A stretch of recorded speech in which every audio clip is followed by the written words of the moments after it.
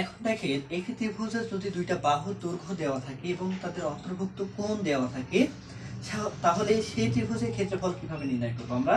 ত্রিভুজ সংক্রান্ত যে ক্ষেত্রফল দেখেছিলাম সেটা কি ছিল, যে একটি ত্রিভুজের দুইটা বাহুর দৈর্ঘ্য, মনে করি দুইটা বাহুর দৈর্ঘ্য দেওয়া আছে, তাদের অন্তর্ভুক্ত কোণ দেওয়া আছে, ওই ত্রিভুজের ক্ষেত্রফল ইকুয়াল টু হাফ দুইটা বাহুর দৈর্ঘ্য গুণফল ইনটু সাইন যে কোণ দেওয়া থাকবে সেই কোণ। ঠিক একইভাবে অঙ্কটি কি বলছে দেখেন, একটি ত্রিভুজের দুইটা বাহুর দৈর্ঘ্য 26 মিটার 28 মিটার, ক্ষেত্রফল 182 বর্গমিটার হলে বাহু দৈর্ঘ্যের অন্তর্ভুক্ত কোণ কত। ত্রিভুজের দুইটা বাহুর দৈর্ঘ্য দেওয়া আছে, একটা 26 মিটার একটা হচ্ছে 28 মিটার। এই ত্রিভুজের ক্ষেত্রফল দেওয়া আছে 182 বর্গমিটার। এখানে বলছে যে ত্রিভুজের ক্ষেত্রফল থেকে কিভাবে অন্তর্ভুক্ত কোণ নির্ণয় করব। তাহলে আমরা এখন লিখতে পারি যে দেওয়া আছে বাহুর দৈর্ঘ্য a equal to ধরলাম a equal to 26 metre, b equal to 28 metre, ক্ষেত্রফল ইকুয়াল টু কত দেওয়া আছে 182 বর্গমিটার। এখন অন্তর্ভুক্ত কোণ দেওয়া থাকলে ত্রিভুজের ক্ষেত্রফল সমান আমরা জানি দুইটা ত্রিভুজে মানে একটি ত্রিভুজে দুইটা বাহু অন্তর্ভুক্ত কোণ দেওয়া থাকলে ক্ষেত্রফল equal to half a into b sine theta. আর যে অন্তর্ভুক্ত কোণ দেওয়া থাকবে সেই কোণ ইকুয়াল টু হাফ, এর মান কত পেয়েছি আমরা 26 ইনটু b এর মান কত পেয়েছি 28 ইনটু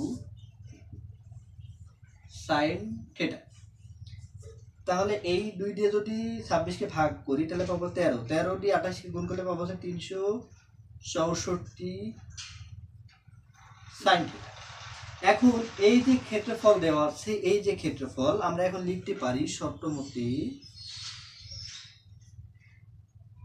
কি লিখতে পারি যে 364 সাইন থিটা ইকুয়াল টু 182 বর্গমিটার ক্ষেত্রফল দেওয়া আছে। তাহলে সাইন থিটা ইকুয়াল টু 182 ভাগ 364 কে যদি আমরা 182 দিয়ে ভাগ করি তাহলে পাবো sign theta equal to half. এখন আমরা সাইন কত ডিগ্রির মান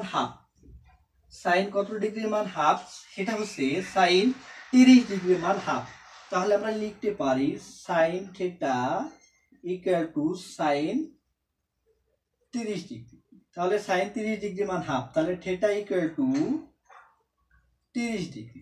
এখন এই ত্রিভুজে যদি এইখানে ক্ষেত্রফল না দিয়ে যদি বলতো এই বাহুদ্বয়ের অন্তর্ভুক্ত কোণ 30 ডিগ্রি হলে এদের ক্ষেত্রফল নির্ণয় করো, তাহলে ঠিক আমরা এই সূত্রে প্রয়োগ করে আমরা এই অঙ্কের সমাধান করতাম। তাহলে আমরা একটা জিনিস খেয়াল করব, যদি কোনো ত্রিভুজের দুইটা বাহুর দৈর্ঘ্য দেওয়া থাকে, তাদের অন্তর্ভুক্ত কোণ দেওয়া থাকে, তাহলে আমরা এই সূত্র প্রয়োগ করে সেই ত্রিভুজের ক্ষেত্রফল নির্ণয় করতে পারবো, বাহুর দৈর্ঘ্য নির্ণয় করতে পারবো এবং তাদের অন্তর্ভুক্ত কোণও নির্ণয় করতে পারবো।